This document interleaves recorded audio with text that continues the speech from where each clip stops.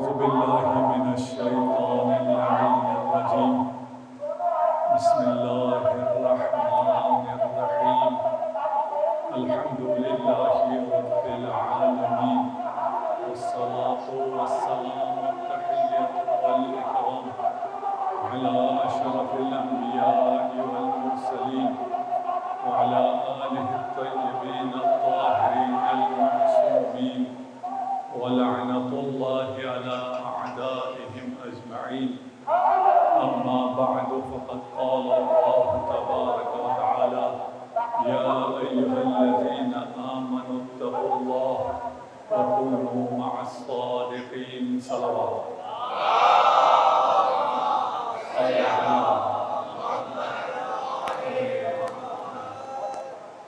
خدا کا شکر ہے کہ اس نے ہمیں 12 امامی پیدا کیا۔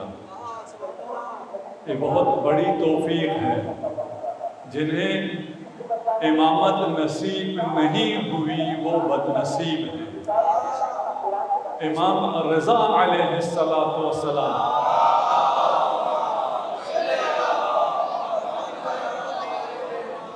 وہ نقطۂ افتراق ہے کہ جس نے امام ہشتم کو مان لیا وہ 12 امامی ہو گیا، اور جو بٹک گیا وہ یہاں تک آ کر تمام مشکلات میں آتے آتے ایک مرحلے پر پہنچ کر وہ پھر بٹک جاتا ہے۔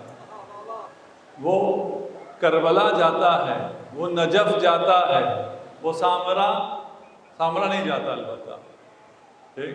وہ ایران سے گزر کر جاتے ہیں لیکن مشہد نہیں جاتے ہیں۔ کتنی بد نصیبی ہے۔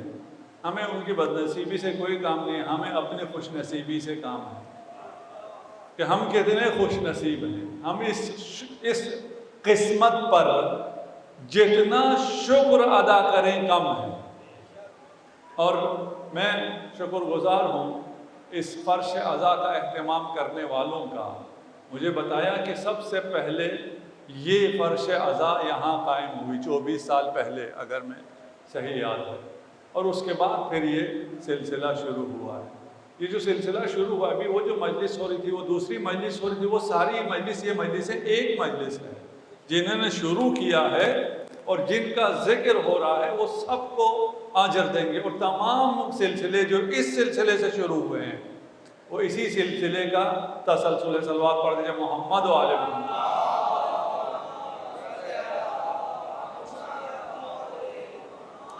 امام ہشتم پر کم گفتگو کی جاتی ہے۔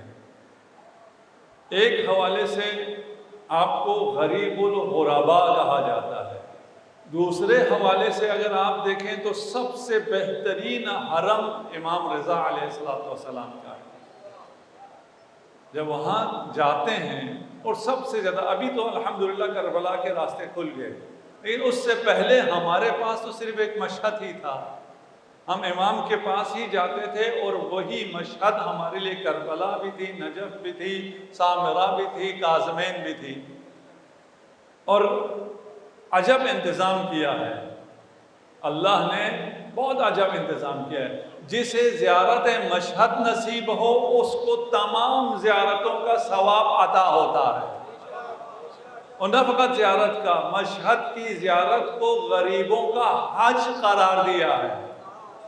یہ حج بیت اللہ ہے، یہ خدا کا قصد کرنا ہے۔ حج قصد کرنے کو کہتے ہیں، ارادہ کرنے کو کہتے ہیں۔ جو اللہ کا ارادہ کرے وہ مشہد پہنچتا ہے، وہ علی رضا کی چوکھٹ پر پہنچتا ہے۔ صلوات پڑھ دیجیے محمد و آل محمد۔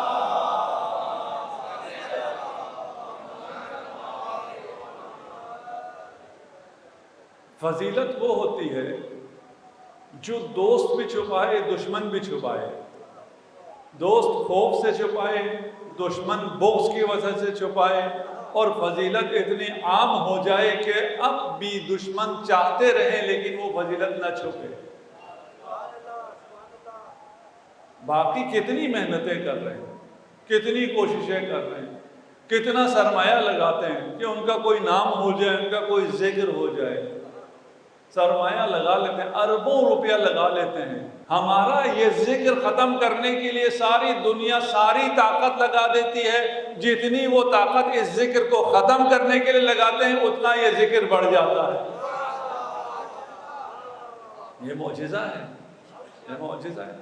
اور اس فضیلت کا دوست اور دشمن سب اقرار کرتے ہیں. جب امام کو شہید کیا گیا اس کے بعد ایک شخص نے مأمون کے پاس آ کر امام کی بدگوئی کی. اس کا خیال تھا کہ مأمون خوش ہوگا، قاتل کے سامنے اگر اس کے مخالف کی بدگوئی کریں تو وہ خوش ہوتا ہے. مأمون کے چہرے کے تیور بگڑ گئے اور کہا خاموش، جانتے ہو کس کے بارے میں بات کر رہے ہو؟ وہ امام اولین و آخرین تھا. اگر وہ امام تھا تو تم کون ہو؟ وہ قصے آپ نے سنے ہوئے جو مأمون نے اپنے بیٹوں سے کہا امام کی عزت کرنے کے لیے، اکرام کرنے کے لیے، اور بیٹوں کو تعجب ہوا، ہم شہزادے ہیں، یہ ایک عام آدمی ہے، ہم اس کی عزت کریں، ہم اس کے جوتے صحیح کریں، ہم اس کی سواری کے رکاب کو پکڑیں، ہم اسے گھر تک چھوڑ کے آئیں. واپس آ کے احتجاج کیا، بابا یہ کون تھا، کیوں ہم سے اتنی اس کی عزت کرائی؟ کہا یہ امام تھا. بابا اگر یہ امام تھا تو آپ خلیفہ کیسے ہیں؟ امام نے خلافت قبول کر کے، ولی عہدی قبول کر کے مأمون کو شکست دی ہے. یہ نہیں بیان بھی نہیں ہوتا، سمجھ میں بھی نہیں آتی. سچویشن کیا تھی؟ مأمون نے ولی عہدی کی پیشکش کی. امام یا قبول کرتے یا رد کرتے، یا کہتے میں تیرا ولی عہد نہیں بنتا، تو ظالم ہے، مجھے یہ حکومت نہیں چاہیے، مجھے یہ خلافت نہیں چاہیے، تو یہ خلافت سنبھال. تو وہ کہتا میں تو جائز بیٹھا ہوا ہوں، اس لیے کہ امام نے مجھے بٹھایا ہے، میں تو امام کو دے رہا تھا، امام نے کہا میں نہیں لیتا تو لے لے. تو اس کی مشروعیت، اس کی خلافت صحیح ہو گئی، اس کی خلافت کی مشروعیت ہو گئی، کیونکہ امام نے نہیں لیا اور امام نے اس کے حوالے کر دیا اور کہا مجھے ولی عہد نہ بنا، اپنے بیٹے کو ولی عہد بنا. اگر امام ولی عہدی نہ لیں تو اس کا بیٹا بنے گا، اور اگر امام ولی عہدی لے لیں پھر بھی اس کی بات بن جاتی ہے کہ اس کی خلافت صحیح ہے، اس لیے امام نے ولی عہدی لی ہے. ایسا ہی نہیں ہے. امام نے کیا کیا؟ امام نے ولی عہدی قبول کی اور قبول کرتے ہوئے فرمایا کہ مصحف فاطمہ میں لکھا ہے تیرے بعد میں خلافت پر فائز نہیں ہوں گا. تیرے کہنے پہ میں مان لیتا ہوں، لیکن میں تیرے بعد کا خلیفہ نہیں ہوں، میں تیرا ولی عہد نہیں ہوں، میں کسی بھی حکومتی عمل کا حصہ نہیں بنوں گا. کتنی بڑی شخصیت چاہیے. یہاں کسی کو تھوڑا سا اقتدار ذرا دے کے دیکھیں، ہاں تھوڑا اشارہ دے کے دیکھیں وہ کیسے بھاگتا ہے. یہاں ولی عہدی مل رہی ہے، شرط کیا ہے؟ میں حکومت کا حصہ نہیں بنوں گا. اور پھر امام نے اس دربار کو، بنی عباس کے دربار کو استعمال کیا اسلام کے تحفظ کے لیے. اس ممبر کو، جس ممبر سے علی پر سب و شتم ہوتا رہا، علی و اولاد علی کو قتل کیا جاتا رہا، اس ممبر پر بیٹھ کر فضائل اہل بیت بیان کیا اور بنی امیہ اور بنی عباس دونوں پر لعنت بھیجی. معجزہ ہے. کیسے ہو سکتا ہے؟ یہ معجزہ پہلی دفعہ نہیں ہو رہا تھا. یزید کا دربار تھا، ایک قیدی تھا، اس دربار کے ممبر پر بیٹھ کر اس نے اپنے باپ کے اپنے فضائل بیان کیے اور تخت پہ بیٹھے ہوئے بادشاہ کو ملعون کہا. یہ ایسا کرانا ہے، عجیب کرانا ہے. یہ سازش کر رہا ہے، اپنی خلافت کو مشروعیت دینے کے لیے سازش کر رہا ہے. اس سازش کو یکسر بدل دیا، ایسے کام کیے کہ اسے خود عزل کرنا پڑا. یعنی یہ ثابت کرنے کے بعد، جانتے ہیں ہوا کیا تھا؟ بنی امیہ جب امام حسین کی شہادت کے بعد بنی الحسین اور بنی الحسن نے قیام شروع کیا. میری آواز ٹھیک پہنچ رہی ہے آپ لوگوں کو؟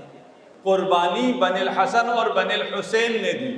بنی امیہ نے اپنی ساری طاقت ان دو خاندانوں کو ختم کرنے پر، ان پر ظلم کرنے پر لگائی، لیکن انہوں نے یہ نعرہ بلند رکھا کہ حکومت کا حق اہل بیت کا ہے، اور اس نعرے کو بنی عباس نے لیا کہ حکومت کا حق اہل بیت کا ہے، اور حکومت پر قابض ہو گئے۔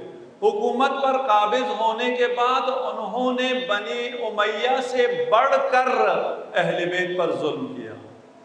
جو ظلم بنی عباس کے دور میں ہوا ہے وہ بنی امیہ کے دور میں نہیں ہوا۔ تفصیل میں نہیں جاؤں گا۔ اس شخص کو جو اب تخت پر بیٹھا ہے، امام رضا علیہ السلام ایسی سیاست،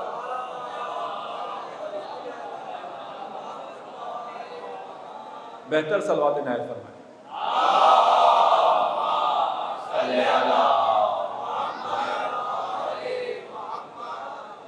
حدیث میں ہے کہ جو رسالت مآب کا اور اہل بیت کا نام سنے اور رسالت مآب پر درود بھیجے، اس پر جنت واجب ہو جاتی ہے۔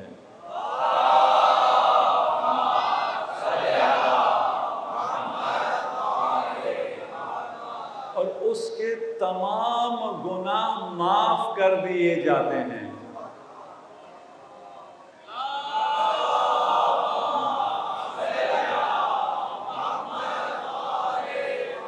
اور آپ کی یہ صلواتیں سونے اور چاندی کی اینٹیں بن جاتی ہیں، اور فرشتے اس سے آپ کے محل کی تعمیر شروع کر دیتے ہیں۔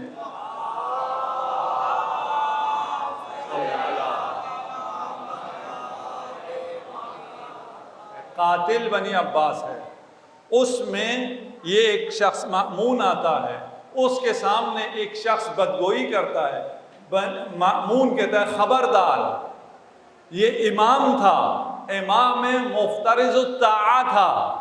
پھر اپنا ایک واقعہ بیان کرتا ہے، کہتا ہے میری ایک کنیز تھی، میں اس کنیز کو بہت چاہتا تھا، بہت خوبصورت تھی، اور اس کی حسن کی وجہ سے میری خواہش تھی کہ اس کنیز سے میری کوئی اولاد ہو جائے، اور جو بھی اولاد ہوتی تھی وہ مر جاتی تھی، باقی رہتی نہیں تھی۔ ایک دن میں نے امام سے کہا کہ امام آپ میرے حق میں دعا کریں کہ اس کنیز سے میرا ایک بچہ ہو جائے اور وہ سالم رہے۔ مطالبہ کیا کیا؟ کیا مطالبہ کیا؟ آپ دعا کریں۔ امام نے کیا کہا؟ تلیدو، پیدا ہوگا۔ مطالبہ دعا کا ہوا تھا، امام نے دعا نہیں فرمائی، امام نے اجابت بتا دی۔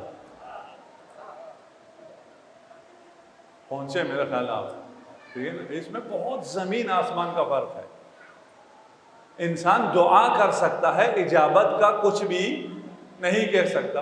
بہت کوئی پہنچا ہوا ہوگا تو کہے گا میں مستجاب الدعوات ہوں، میں دعا کروں گا، خدا میری دعا قبول کرے گا۔ امام نے نہیں کہا کہ خدایا اسے بچہ دے دے، امام نے فرمایا تلیدو، پیدا ہوگا،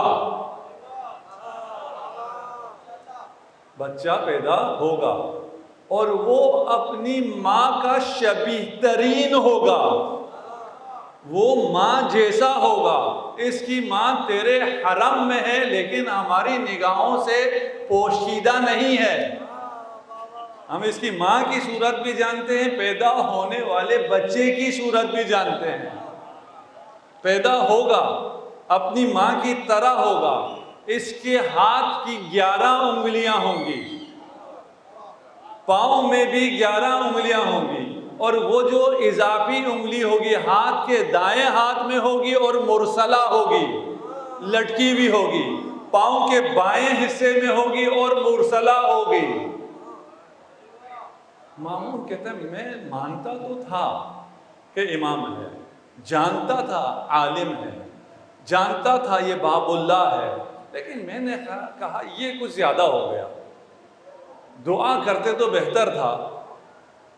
یہ کہ پیدا ہوگا، بچے گا، زندہ رہے گا، اور پھر ہاتھ کی دائیں انگلی مرسلہ ہوگی، پاؤں کی بائیں انگلی مرسلہ ہوگی۔ مرسلہ سمجھتے ہیں نا، وہ لٹکی ہوئی جو انگلی ہوتی ہے۔ یہ سب پتہ نہیں ایسے ہی انہوں نے کہہ دیا کہتے ہیں آپ کے اس فرمان کے بعد بچہ پیدا ہوا اور ویسا پیدا ہوا جیسے امام نے فرمایا تھا۔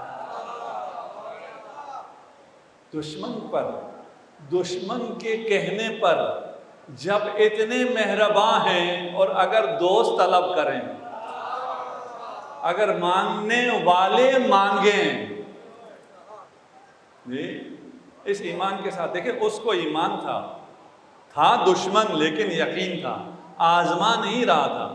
ہمارا مسئلہ یہ ہے دوست مانتے امام ہیں لیکن یقین نہیں ہے۔ جس کی اولاد نہیں ہے جاؤ مشہد لے لو اولاد، مشہد کا راستہ بند ہے، یہ فرش اعضا ابھی مشہد ہے، ابھی لے لو۔ امام سنتا ہے، آپ کے مشہد جب جاتے ہیں زیارت کے لیے، اشہد انک تسمع کلامی، میں گواہی دیتا ہوں کہ آپ میری بات کو سن رہے ہیں، وَتَرُدُّ سَلَامِ، اور آپ میرے سلام کا جواب دیتے ہیں۔ آپ سلام کریں امام جواب نہ دیں، ہو سکتا ہے؟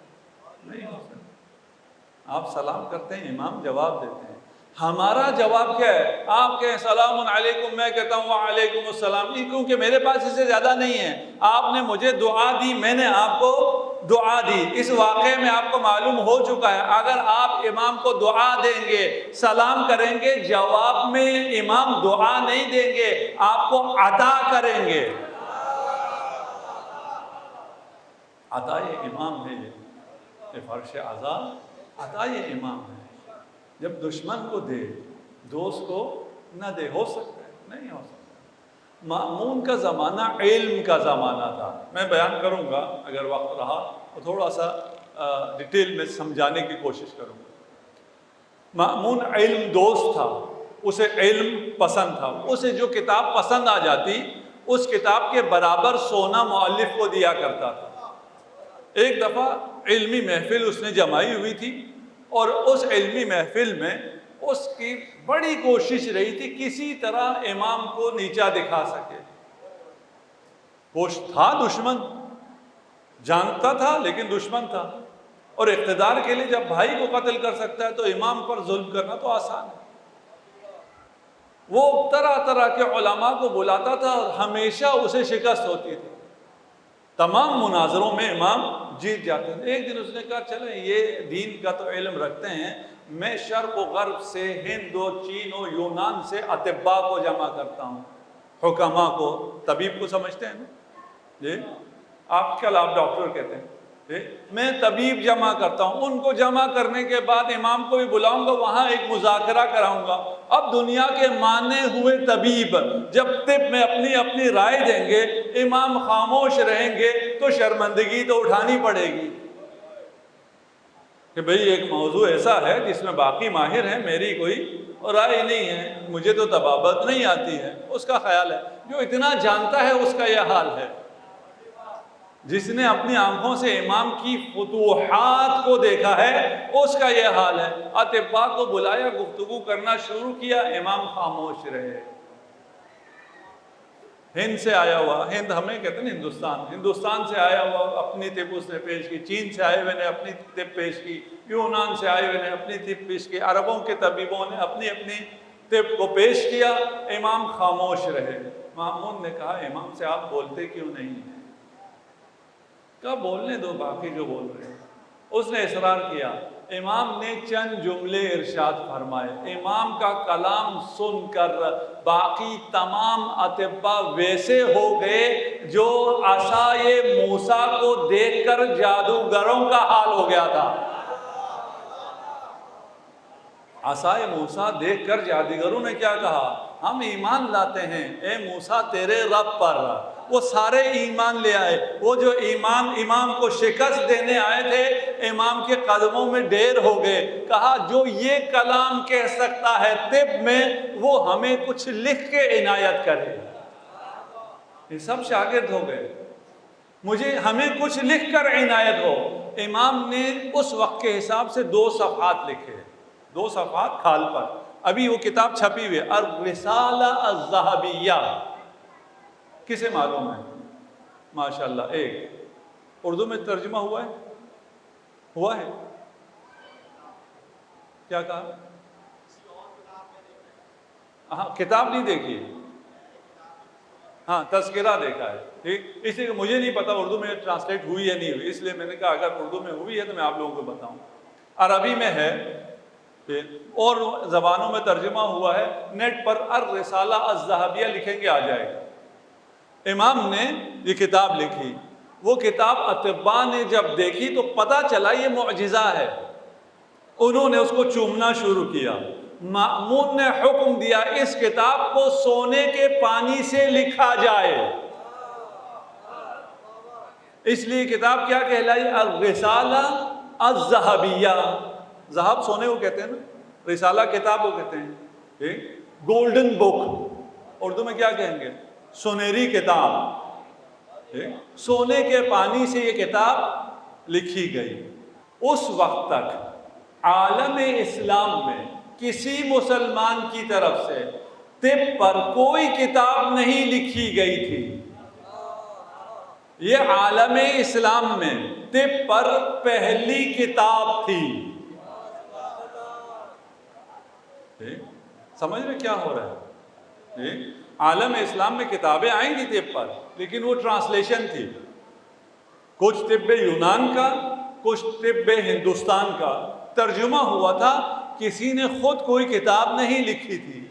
جیسے آج کل ہمارے ہاں جو کچھ ہوتا ہے ٹرانسلیشن ہی ہوتا ہے، ہمیں تو ٹرانسلیشن بھی نہیں کرنی پڑتی، الحمدللہ اتنے غلام ہیں ہم، آقاؤں کی زبان میں ہی پڑھتے ہیں، ہمیں ترجمے کی بھی ضرورت نہیں ہے۔ وہ انہی کی کتابیں ہوتی ہیں، یہاں کاپی پیسٹ ہو جاتا ہے۔ تو ہم کہیں گے اگر کوئی ایسا مرد پیدا ہو جس نے کام کیا، کووڈ ہے ابھی اس پہ کام کیا، اس کی ویکسین بنائی، اس پہ کوئی بک بنائے، تو ہم کہیں گے یہ پہلی کتاب ہے مسلمانوں کی طرف سے، کہیں گے نا؟ جیسے آپ کے پاس پہلا بم ہے مسلمانوں کی طرف سے، مسلمانوں کا پہلا بم آپ کے پاس ہے، اسی لیے آپ کے یعنی پاکستان کے پوری دنیا مخالف ہے۔ کل آپ کے علم میں ہے کہ 2 دن پہلے اسلام آباد میں ایک کانفرنس ہوئی، علماء شیعہ علماء و ذاکرین وہاں جمع ہوئے، اور جمع ہو کے انہوں نے اعلان کیا کہ عزاداری و علی ولی اللہ پر کوئی قدغن قبول نہیں ہے، ہم زندہ قوم ہیں، کوئی ہم سے حق عزاداری کو نہیں چھین سکتا۔ حق عزاداری چھیننے کا مطلب ہے کوئی ہم سے سانس لینے کا حق نہیں چھین سکتا، اس لیے کہ عزاداری ہماری سانسیں ہیں، ممکن نہیں ہے کوئی یزید ہم سے حق عزاداری کو لے سکے، اس لیے کہ ہم متحد ہیں، ہم اس پر جان دینے کے لیے تیار ہیں، ہم کبھی بھی مختلف نہیں تھے، ہم کبھی بھی بکھرے ہوئے نہیں تھے۔ ہماری مثال پتہ ہے کیا تھی؟ ایک گھرانہ ہے، اس میں ایک بھائی ڈاکٹر ہے، ایک بزنس مین ہے، ایک ایگریکلچر میں ہے، زمینوں کو دیکھ رہا ہے، تو سب الگ الگ رنگ کے ہیں۔ باہر سے جو دیکھتا ہے وہ کہتے ہیں اس گھرانے میں کوئی اتحاد نہیں ہے، کوئی زمینوں پہ گیا ہوا ہے، کوئی بزنس کر رہا ہے، کوئی ہاسپٹل میں گیا ہوا ہے، اس میں کوئی اتحاد نہیں ہے، ان پہ حملہ کرو۔ جب حملہ کرتے ہیں تو پتہ چلتا ہے یہ یکجان ہو کے مقابلہ کرنے کے لیے آئے ہیں۔ ہم لوگ تشیع جو ہے وہ الگ الگ فیلڈ میں ہر شخص اپنا اپنا کام کر رہا ہے، لیکن ہر شخص کیا کر رہا ہے؟ دفاع مکتب تشیع، ماتمی ماتم کر کے، ذاکر ذکر کر کے، شاعر شعر کہہ کے، ماں بچوں کو تیار کر کے، ہر شخص متحد ہے، ہر شخص حسین کی راہ میں ہے۔ دشمن سمجھتا ہے یہ اور کام کر رہا ہے، وہ اور کام کر رہا ہے، نادان ہے، نادان ہے۔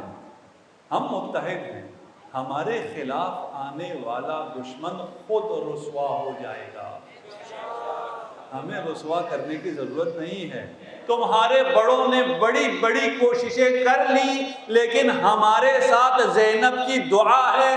زینب نے یزید کو بھی للکارا تھا، یزیدیت کو بھی للکارا تھا، کیدک وسع سعیک، کر لو جو کرنا ہے تم، واللہ ذکر حسین کو نہیں مٹا سکتے۔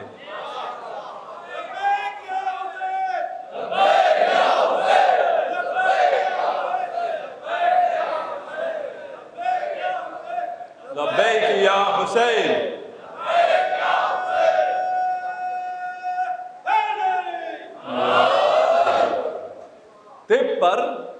لکھی گئی پہلی کتاب عالم اسلام کی طرف سے طب پر پہلی کتاب امام علی رضا علیہ السلام نے.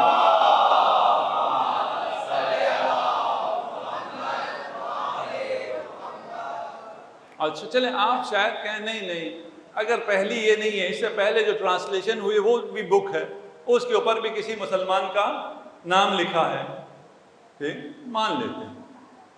ہم ہر چیز مانتے ہیں. آپ نے اگر ہماری گفتگو سنی ہو، ہم ہر چیز مانتے ہوئے آگے چلتے ہیں، ہمیں کوئی تکبر نہیں ہے، ہم ہر بات مان لیتے ہیں. یہ پہلی کتاب نہیں ہے طب میں. جانتے ہو لکھا کیا ہے اس میں؟ یہ طب وقائی ہے. دو طرح کی طب ہوتی ہیں. علاج دو طرح کا ہے. ایک علاج مریض ہونے کے بعد ہے، مرض کے آنے کے بعد ہے. ایک علاج مرض کے آنے سے پہلے ہے. 19ویں صدی تک تمام انسانیت کی طب مریض ہونے کے بعد مریض کا علاج کرتی تھی. 19ویں صدی تک. 19ویں صدی کیا عرض کروں، ابھی آپ کو پتا ہوگا کہ اب ڈاکٹروں نے بھی کہنا شروع کیا ہے باپ لے لو. پہلے کہتے تھے، پہلے آپ ڈاکٹر کے پاس جاتے تھے کوئی نہیں کہتا تھا باپ لو، سب کہتے تھے پیراسٹامول لو، پیناڈول لو. اب وہ کہتے ہیں باپ لو. بھئی یہ تو پہلے بھی تھا. میں پوچھا ڈاکٹروں سے، یہ باپ پہلے بھی تھا، آپ لوگوں کو پتا تھا کہ یہ علاج ہے تو پہلے کیوں نہیں کہتے تھے؟ کہتے ہیں باپ علاج نہیں ہے، باپ مرض کو آنے نہیں دیتا. اور اس طرف مرض کو آنے نہ دیا جائے. اگر مرض آنے نہ دیا جائے تو میڈیکل انڈسٹری چلے گی. اگر مرض آنے نہ دیا جائے تو میڈیکل انڈسٹری نہیں چلی، کہاں سے کمائے گی؟ اس لیے اس جانب انسانیت کی توجہ ہے ہی نہیں. ابھی تو کووڈ آیا ہے تب یہ باتیں آ رہی ہیں کہ مرض نہ آنے تو ماسک بکیں گے، سینیٹائزر بکے گا. ٹھیک ہے، یہ جو وقائی ہے تحفظ کا، مرض کے آنے سے پہلے اس کا تحفظ. امام نے جو کتاب لکھی ہے آج سے 1300 سال پہلے وہ طب وقائی پر ہے، یعنی عالم انسانیت کی پہلی کتاب جو حفاظتی طب پر ہے وہ امام نے تالیف کی ہے. اس کے بعد ہزاروں سال انسان پھر بھی بیدار نہیں ہوا. معجزہ نہیں ہے، لیکن اس معجزے سے ہم آگاہ کیوں نہیں؟ امام کا اتنا بڑا معجزہ، دشمن امام اسے سونے کے حروف سے تحریر کرائے. ابھی اس کتاب پہ تحقیق مدینہ یونیورسٹی کے سنی ڈاکٹر نے کی ہے. ہم لوگ کہاں ہیں؟ ہم تو آج کے دن ہر شخص کے ہاتھ میں کتاب، ابھی جو ٹائم ہو کے 25 صفحات پر ہے. اور جانتے ہو جو ڈاکٹر جس نے تحقیق کی ہے اس نے اس کے مقدمے میں کیا لکھا ہے؟ کہا کتابیں دو طرح کی ہوتی ہیں. ایک میڈیکل ٹرمنالوجی اس میں ہوتی ہے، وہ مختصر تو ہوتی ہے لیکن ڈاکٹروں کے علاوہ اسے کوئی سمجھ نہیں سکتا. دوسری کتاب عوام کے لیے لکھی جاتی ہے، وہ اتنی مفصل اور اتنی زیادہ لینتھی ہو جاتی ہے کہ اسے پڑھنا مشکل ہو جاتا ہے. امام نے یہ ایسا معجزہ شاہکار تعلیف فرمایا ہے کہ ہے مختصر لیکن ڈاکٹروں کے لیے نہیں ہے.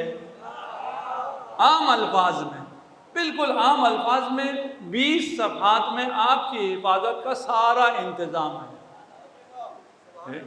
مامون سے کہا ہے کہ جب تم واش روم جاتے ہو، بیت الخلاء جاتے ہو تو وہاں زیادہ دیر نہ رہو، جلدی آ جاؤ، اس لیے کہ وہاں سے تمہیں وائرس لگ سکتا ہے. یہ کب؟ ابھی اس زمانے کے کسی انسان کو پتا تھا کہ وہاں اس وقت کے جو بیت الخلاء تھے وہ گھروں کے اندر اٹیچ بات تو نہیں ہوتے تھے، باہر جاتے تھے. اور باہر کیسا ہوتا ہے آپ کو معلوم ہے، نہیں تو ہسٹری میں دیکھ لیجئے گا. وہاں سے مچھر کے آنے کا، مکھیوں کے آنے کا، جراثیم کے آنے کا، وائرس کے آنے کا بہت زیادہ احتمال تھا. اس لیے فرمایا وہاں سے جلدی آ جاؤ، اسے صاف رکھو. جو اس زمانے کے لوگوں کے بس کی چیز نہیں تھی. تم جو دوا کھاتے ہو یہ دوا جاتا تو معدے میں ہے لیکن پہنچتا وہاں ہے جہاں درد ہو رہا ہوتا ہے. کیسے پہنچتا ہے اپنا رسول اللہ؟ یہ عروق کے ذریعے، رگوں کے ذریعے وہاں پہنچتا ہے۔ آپ کے سینکڑوں سال بعد بلڈ سرکولیشن کا انکشاف ہوا اور آپ نے ایک جملے میں پورے بلڈ سرکولیشن کو بیان کر دیا۔ یہ معجزہ ہمارے پاس موجود ہے، لیکن ہم اس سے نابلد ہیں۔ جانتے ہیں امام کی خدمت کیا ہے؟ امام نے عالم اسلام کو بچایا ہے۔ دین کہاں سے پہنچا ہے؟ سجدہ شبیری نے دین کو بچایا ہے، کربلا نے دین کو بچایا ہے۔ سب مانتے ہیں اسلام زندہ ہوتا ہے ہر کربلا کے بعد، ہر نہیں بس کربلا کے بعد، ایک ہی کربلا ہے اور اسی کربلا نے دین کو بچایا ہے۔ لیکن اس کربلا سے پہلے بھی دین کو امام حسن مجتبیٰ کے صلح نے بچایا ہے۔ صلح حسن نے دین بچایا ہے۔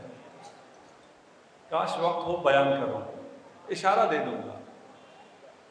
جنگ تبوک اگر آپ نے سن رکھا ہے اور یقیناً سن رکھا ہے، جنگ تبوک رومیوں کی سازش تھی کہ رسول خدا کو تمام مدینہ سے اصحاب سمیت نکالا جائے، ایک ایک کر کے منافقین غدار اصحاب میں سے ہی واپس مدینہ آئیں، ایک مقام پر پہنچے تو ایک طرف سے روم حملہ کرے، ایک طرف سے منافقین حملہ کریں اور درمیان میں مسلمان آ جائیں۔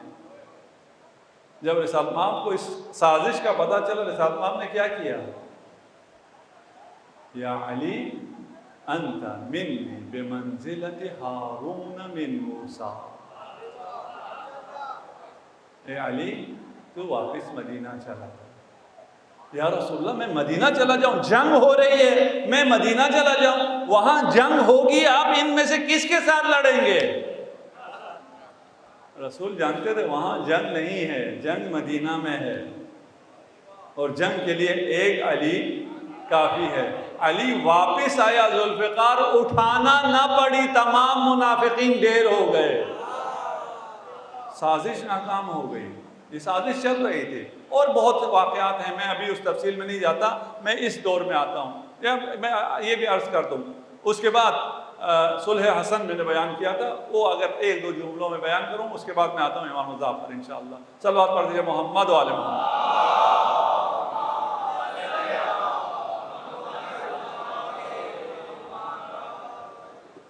امام حسن کی صلح نے اسلام کو بچایا، بڑا احسان ہے۔ امام نے صلح کی، اسے یہ ساری مملکت جب ملی تو یہ مملکت حاصل کرنے کے لیے روم کا غلام بنا ہوا تھا۔ اب اس نے سمجھا اب تو میں خود آقا ہو گیا ہوں، اس نے روم کے خلاف جنگ شروع کر دی۔ یہی شام جو اسلام کے خلاف جنگ کر رہا تھا، مسلمانوں کو قتل کر رہا تھا، اس کو پلٹا دیا اور تمام اسلامی سرحدوں کی حفاظت کی، نہیں پہنچا سکا۔ یہ اتنا بڑا معجزہ ہے جسے عام انسان سمجھ بھی نہیں سکتا۔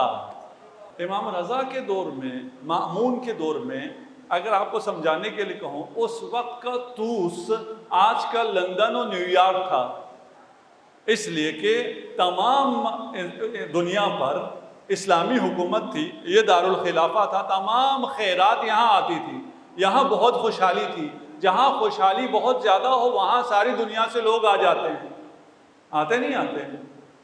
اس زمانے میں طوس کیونکہ دنیا کا مرکز تھا، خوشحالی تھی، وہاں ساری دنیا سے لوگ آتے تھے۔ جب ساری دنیا سے لوگ آئے اور مأمون بھی علم دوست تھا، اس نے ان علوم کا بھی ترجمہ کرنا شروع کیا۔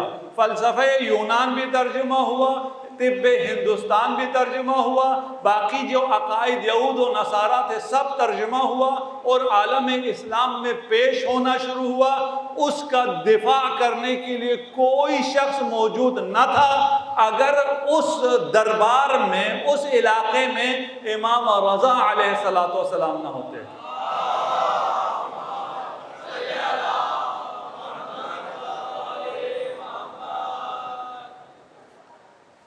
بار دیگر بے آواز بلند صلوات۔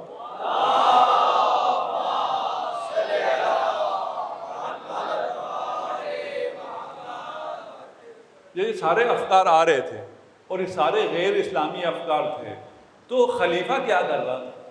خلیفہ اسے کیوں ٹرانسلیٹ کر رہا تھا؟ سوال ہے نا بھائی، اسلامی مملکت کا خلیفہ غیر اسلامی چیزوں کو کیوں آنے دے رہا تھا؟ اس لیے کہ اس نے جب خلافت کرنی ہے، حکومت کرنی ہے، اس نے لوگوں کے ذہنوں کو الجھائے رکھنا ہے۔ کوئی بحث ہوتی رہے، کسی فلسفے پہ لڑتے رہیں۔ ابھی آپ بھی بہت سی چیزوں پہ آپس میں کیوں لڑتے ہیں؟ آپ کو لڑایا جاتا ہے۔ آپ شیعہ آپس میں بہت سی ابحاث کیوں کر رہے ہوتے ہیں؟ اس لیے کہ آپ کو ان ابحاث میں لگایا جاتا ہے۔ آپس میں لڑتے رہو، آپس میں مصروف رہو، دشمن آپ کے خلاف سازش کرتے رہے، آپ کو پتہ ہی نہ چلے۔ ایسا ہوتا ہے نا؟ ٹھیک ہے، اس زمانے میں بھی اسی تھا۔ پتہ ہے ایک بحث، آپ کو شاید وہ بحث ہی نہ لگے، ایک بحث ہوئی ہے بنی عباس کے زمانے میں، قرآن حادث ہے یا قدیم؟ ہزاروں جانیں گئی ہیں اس بحث پہ۔ یہ کوئی بحث ہے؟ کچھ لوگ کہتے تھے قرآن حادث ہے، کچھ لوگ کہتے تھے قرآن قدیم ہے۔ اب بچوں کو شاید سمجھ بھی نہ آیا حادث کیا ہے، قدیم کیا ہے۔ قرآن ہے، اس میں کیا بحث ہے کہ انسانوں کی جانیں چلی جائیں؟ اتنی بڑی بحث چلی ہے کہ انسانوں کی، ہزاروں انسانوں کی جانیں گئی ہیں، اور آج جو آپ کو کہتے ہیں تم تقیہ کیوں کرتے ہو، اس دور میں وہ سب تقیے میں چلے گئے۔ بھئی تمہیں قتل نہیں کرتے نا عقیدے کی بنیاد پر، جب تمہیں عقیدے کی بنیاد پہ قتل کیا جائے گا تو تم بھی تقیہ کرو گے۔ تقیہ کرنے والا مجرم نہیں ہوتا، جس کے جبر کی وجہ سے کوئی تقیہ کر رہا ہوتا ہے وہ مجرم ہوتا ہے۔ امام وہاں موجود ہیں، تمام دنیا سے افکار آ رہے ہیں، عقائد آ رہے ہیں، وہ اسلامی عقائد کو، اسلامی افکار کو، فلسفہ اسلام کو خراب کر رہے ہیں، اور بادشاہ مزے کر رہا ہے۔ بادشاہ کے تو مزے آ گئے۔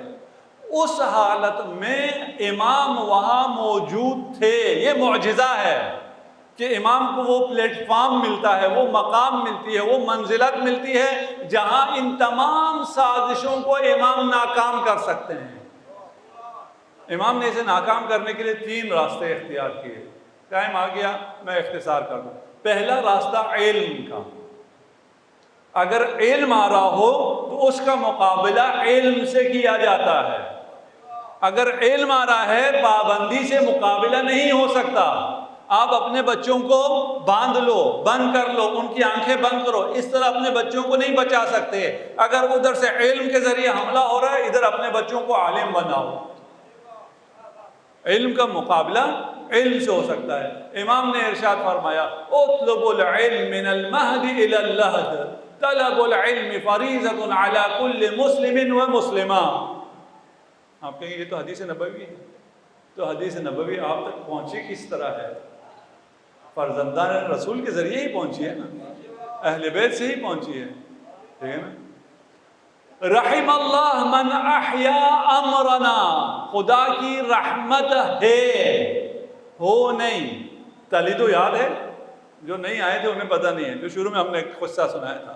امام سے مامون نے کہا دعا کرو، امام نے کہا پیدا ہوگا، ٹھیک ہے نا؟ آپ کے لیے کہہ رہے ہیں رحم اللہ، آپ پر رحمت خدا ہے۔ کون ہیں آپ امر امامت کو زندہ کرنے والے ہیں۔ یا رسول اللہ امر امامت کو کیسا زندہ کریں؟ کہا ہمارے علوم کو سیکھو، اسے لوگوں تک پہنچاؤ۔ فَإِنَّ النَّاسُ لَوْ عَلِمُوا مَحَاسِنَ كَلَامِنَا لَاتَّبَعُونَا، ہمارے کلام کی خوبصورتی کو لوگوں تک پہنچاتے چلے جاؤ، لوگوں کو شیعہ کرتے چلے جاؤ۔ علم کا مقابلہ علم سے ہو سکتا ہے۔ دوسرا کیا کیا؟ سوال، کوشچن کرو۔ یہ ہمارے معاشرے کا المیہ کیا ہے؟ بچوں کو ہم کہتے ہیں کوشچن نہ کرو۔ بچے کوشچن کریں تو کہتے ہیں خاموش۔ ایک کوئی باؤنڈریز ہیں، ہمارے عقائد ہیں، ہماری کچھ رسومات ہیں، کچھ چیزیں ہیں، ہم کہتے ہیں یہ سوال نہیں کرنا، خدا کے بارے میں سوال نہیں کرنا، ائمہ کے بارے میں سوال نہیں کرنا، خاموش۔ امام نے کیا کہا؟ سوال کرو۔ العلم خزائن ومفتاحہ السؤال، علم خزانہ ہے، اس کی کنجی سوال ہے۔ سوال کرو۔ جانتے ہو سوال اگر دل میں ہو، یہ جوانوں کے لیے، بچوں کے لیے کہہ رہا ہوں، اور ان کے لیے نہیں کہہ رہا ہوں، آپ سے کہہ رہا ہوں، ان پہ رحم کرو، بڑوں سے کہہ رہا ہوں، اگر ان کے دل میں سوال ہو اور اس سوال کو باہر نہ آنے دیں، دل میں رہ جائے، تو وہ دو طرف سے گرو کرتا ہے، اس کی جڑیں بھی نکلتی ہیں اور شاخیں بھی نکلتی ہیں۔ جب سوال دل میں رہ جائے، نکلنے نہ دیں، تو وہ یہاں گرو کرتا ہے اور وہ محکم ہوتا ہے۔ آپ سے جوان کچھ کہتا نہیں ہے اس لیے کہ آپ نے بولنے نہیں دیا۔ امام کیا کہہ رہے ہیں؟ امام کہہ رہے سوال کرنے دو۔ اگر یہ جوان سوال کرے گا، سوال اس کی زبان پہ آئے گا تو اسے پتا چلے گا یہ تو کوئی سوال ہی نہیں ہے۔ آدھے سوالات آپ کہنے دیں۔ آپ جو پڑھنے لکھنے سے جن کا شغف ہے، ہم کتاب اٹھاتے ہیں، پڑھتے ہیں، لگتا ہے حل ہو گیا، آ گیا، کتاب بند کر کے زبان پہ لانے کی کوشش کرتے ہیں، کہتے ہیں نہیں ابھی نہیں آیا۔ ہوتا ہے نہیں ہوتا؟ جنہوں نے ابھی زیادہ تیاری کی ہے ایگزام کی، ان کو زیادہ ریسنٹ ایکسپیرینس ہے۔ پھر اٹھاتے ہیں، پڑھتے ہیں، پھر جب پڑھتے ہیں اس کے بعد دیکھتے ہیں زبان پہ آنا شروع ہو جاتا ہے۔ آپ کے جوانوں کے دل میں بہت سے سوال ہیں، جب زبان پہ آتا ہے تو ان کو پتہ چلتا ہے تو کوئی سوال ہی نہیں، اس میں تو کوئی طاقت ہی نہیں، اس میں تو کوئی دم ہی نہیں۔ جب آپ روک رہے ہوتے ہیں، وہ کہتے ہیں میرا سوال ایسا ہے، میرے باپ کے پاس بھی جواب نہیں ہے، میرے عالم کے پاس بھی جواب نہیں ہے، ذاکر کے پاس بھی جواب نہیں ہے۔ وہ سوال بڑا ہو رہا ہوتا ہے، زبان پہ تو آ نہیں سکتا۔ زبان پہ آنے دو، اسے پتہ چل جائے گا اس سوال میں کوئی دم ہے ہی نہیں۔ ان تمام سوالات کا جواب دیا جا چکا ہے۔ جب آپ پڑھتے ہیں، آپ نے کتاب بند کیا، زبان پہ آنا شروع ہو گیا، ذرا قلم اٹھائیں، لکھنا شروع کریں، پتہ چلتا نہیں ابھی بھی نہیں ہوا، دوبارہ کتاب اٹھانی پڑے گی۔ آدھے شبہات تو یہی ختم، آدھے سوالات یہی ختم ہو۔ اگر آپ اس کو بولنے دیں، اس کو زبان پہ آنے دیں۔ امام نے کیا کیا؟ جب تمام اطراف سے، شرق و غرب سے یہ اشکالات آ رہے تھے، یہ اعتراضات آ رہے تھے توحید پر، نبوت پر، بہت سی چیزوں پر، کہا بولو، تم ان اعتراضات کو اٹھاؤ۔ جو سلونی سلونی کہتا ہے تو پوچھنے والا خود جان جاتا ہے یہ عالم ہے،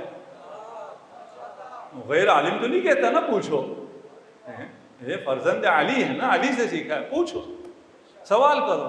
سوال کا حکم دیا۔ اس کے بعد کیا کیا؟ مناظرہ کیا۔ امام نے ان تمام لوگوں سے ایک طب کا میں نے آپ کے سامنے پیش کیا مناظرہ، باقی کلام میں بھی کیا، فلسفے میں کیا، فقہ میں بھی کیا، سب چیزوں میں مناظرہ کیا۔ ابھی اگر اسلامی عقائد محفوظ ہیں تو وہ امام کی وجہ سے ہیں۔ امام وہاں تھے، امام نے دفاع کیا، امام نے سب کو شکست دی، اور سب کو شکست دے کر صحیح اسلامی عقائد کو مسلمانوں کے دلوں میں راسخ کیا۔ لیکن امت نے ائمہ کے ساتھ کیا کیا؟ امام رضا کو مدینہ چھوڑنا پڑا، اپنے جد حسین کی طرح مدینہ چھوڑنا پڑا۔ جب حسین کو مدینہ چھوڑنا پڑا، بار بار نانا کی قبر پر جاتے تھے، وداع کرتے تھے، پھر پلٹ کر جاتے تھے، وداع کرتے تھے، پھر پلٹ کر جاتے تھے۔ آپ جب مشہد جاتے ہیں، آپ جب کربلا جاتے ہیں، تو آپ کی بھی تو یہی کیفیت ہوتی ہے نا۔ خدا ہم سب کو زیارت کربلا و مشہد نصیب فرمائے۔ ہم جب بھی جاتے ہیں، وداع آخر کرنے کے بعد پھر جی چاہتا ہے پلٹ کر جائیں۔ امام بار بار پلٹ کر جاتے ہیں، بار بار وداع کرتے ہیں۔ مدینہ چھوڑنا آسان نہ تھا، نہ حسین کے لیے، نہ امام رضا کے لیے، لیکن ایک فرق ہے، حسین جب نکلے حسین کی بہن ساتھ تھی، رضا جب نکلے تو بہن مدینہ میں رہ گئی۔ سلام ہو میرا معصومہ قوم پر، نہ جانے آپ نے کیسے برداشت کیا، آپ نے کیسے جاتے ہوئے دیکھا، آخر وقت تک بھائی کی راہ تکتی رہی۔ جب مکہ پہنچے، مکہ میں طواف کر رہے ہیں، امام جواد ساتھ ہیں، آپ کے فرزند ہیں، چند سال کا سن ہے، غلام نے اٹھا رکھا ہے۔ طواف کرتے کرتے امام جواد حجر اسود کے سامنے رک جاتے ہیں، غلام کو کہتے ہیں مجھے یہاں بٹھا دو، اور گریہ کرنا شروع کرتے ہیں، بابا کو بلاؤ، بابا کو بلاؤ۔ جب امام واپس تشریف لاتے ہیں، امام رضا آئے، بیٹا کیا ہوا؟ کہا بابا آپ مجھے چاہتے ہیں۔ جانتے ہو کس نے کہا تھا کہ بابا آپ مجھے چاہتے ہیں؟ سکینہ نے حسین سے کہا تھا، بابا آپ مجھے چاہتے ہیں، اگر آپ مجھے چاہتے ہیں تو مجھے تنہا چھوڑ کر مت جائیے۔ صبح سے مقتل میں جو بھی گیا ہے واپس نہیں آیا۔ बाबा आप मुझे चाहते हैं। बाप ने बेटे को अपने जानों पर बिठाया, बेटा तू मेरा वाहिद फर्जंद है, बड़े अरमानों के बाद तू पैदा हुआ है, तुझसे ज़्यादा मुबारक कोई मौलूद नहीं है, तू मेरी जान है। क्या हुआ? कहा बाबा आपको तवाफ़ करते देखा, ऐसे मैंने आपको कभी तवाफ़ करते नहीं देखा, मुझे लगता है ये आपका तवाफ़ आखिर है। अजरकुम अल्लाह। और रोने में बुखल न कीजिए। इमाम रज़ा पे रोने के चंद दिन ही मिलते हैं। जानते हो ये वाहिद इमाम है जिसने अपनी मजलिस का इंतज़ाम अपनी ज़िंदगी में खुद किया है। उसे रोने वाले बहुत पसंद है। अपनी हयात में कहा मेरे लिए मर्सिया पढ़ो, मुझ पर आंसू बहाओ। खुदा आपके आंसुओं को कबूल करे, खुदा आपके गिरिए को कबूल करे। इमाम ने फरमाया हाँ बेटा ये मेरा सफ़र आखिर है, ये मेरा आखिरी तवाफ़ है। इमाम रवाना हुए, इमाम का बेटा भी रह गया। नहीं मालूम जाते हुए असगर को ले जाते हुए तो अच्छा लग रहा होगा, लेकिन जब ख्याल आता होगा कि करबला में जाकर इसे कुर्बान करना है, जब उस नन्हे गले पर निगाह पड़ती होगी, इस नन्हे गले को तीर से नहर होना है। अजरुकुम अल्लाह। इमाम तशरीफ़ ले गए, तूस तशरीफ़ ले जाते हैं और वो मकाम भी आता है जब इमाम अबा सल्त से कहते हैं मलऊन ने मुझे बुलाया है, जब मैं वापस आऊँ अगर मेरे सर पर अबा हो तो जान लेना, मुझे जहर दे दी गई है। इमाम तशरीफ़ ले जाते हैं, मलऊन कहता है ये खाओ, ये अंगूर खाएं। इमाम ने चंद नवाले तनावुल फरमाए, कहता है और खाओ। इमाम ने फरमाया तेरा मकसद इन्हीं नवालों से हल हो गया, तुझे अपनी मुराद मिल गई हो तो मुझे मज़ीद खाने का मत कहो। उसके बाद इमाम उठते हैं, सर पर अबा को रखते हैं, चलते हुए आ रहे हैं। अबा सल्त ने दूर से देखा, चंद कदम चलते हैं, ज़ाफ़ की वजह से बैठ जाते हैं, फिर चंद कदम चलते हैं, फिर बैठ जाते हैं। जहर का ऐसा असर है, इमाम से चला नहीं जा रहा, इमाम की आंखों में अंधेरा हो गया है। मैं कहूँगा आपके जद हुसैन भी एक लाश की तरफ जब गए तो फरमाया बुनैया अली अला दुनिया बअदकल अफ़ा, अली तेरे जाने से हुसैन की दुनिया तारीक हो गई। अजरुकुम अल्लाह। खुदा आपके गिरिए को कबूल फरमाए। इमाम आए, कहा अबा सल्त दरवाजे बंद कर देना, खिड़कियां बंद कर देना, मैं आराम कर रहा हूँ, किसी को ना आने देना। अबा सल्त ने देखा इमाम ने कालीन को किनार किया, ज़मीन पर लेट कर तड़पना शुरू किया। अब मेरा जद हुसैन ज़मीन पर तड़पता रहा, अब मैं बिस्तर पे कैसे तड़पूं। एक वक्त आया, एक जवान नमूदार हुआ। अबा सल्त ने कहा आप कौन हैं? दरवाजे बंद थे, आप कैसे तशरीफ़ लाए? कहा अबा सल्त जो खुदा मुझे मदीने से यहाँ तक लाया है उसने मुझे दरवाजे से भी गुजारा है। बेटा बाप की खिदमत में आता है, आखिरी वक्त है, बाप बेटा तन्हा है, कोई तंग करने वाला नहीं है, कोई तीर मारने वाला नहीं है, कोई नेज़े मारने वाला नहीं है, कोई सर तन से जुदा करने की तैयारी नहीं कर रहा। इमाम जवाद खुश नसीब हैं, किनार बाबा के साथ मौजूद हैं। बाबा की रूह परवाज कर गई, आपने आसानी से सुन लिया, लेकिन इस कमसे ने इमाम पर क्या गुजरी हो गई। लेकिन इमाम ने गुस्ल दिया, इमाम ने कफन दिया, ये जनाजा शान से उठा। यकीनन उन्हें अपना जद ज़ैनुल आबिदीन याद आया होगा, जिसने जब अपने बाबा को इस हालत में देखा तो जान परवाज करने वाली थी। भुप्पी अम्मा ने कहा कि बेटा अपनी खबर लो। कहा भुप्पी अम्मा वो जवान बेटा जी कर क्या करेगा जो अपने बाबा को कफन بھی نہ دے سکے۔ امام کا تابوت تیار ہوا، امام کا تابوت جب نکلا تو نوغان کی خواتین نے دیکھا ایک تابوت آ رہا ہے، تابوت لے آئیے، لیکن اس تابوت پر رونے کے لیے نہ کوئی ماں ہے نہ کوئی بہن ہے۔ نوغان کی خواتین نے کہا ہمارے شوہروں، ہم پر تم پر مہریہ معاف، ہمیں فرزند رسول پر رونے کی اجازت دو۔ سيعلم الذين ظلموا أي منقلب ينقلبون إنا لله وإنا إليه راجعون۔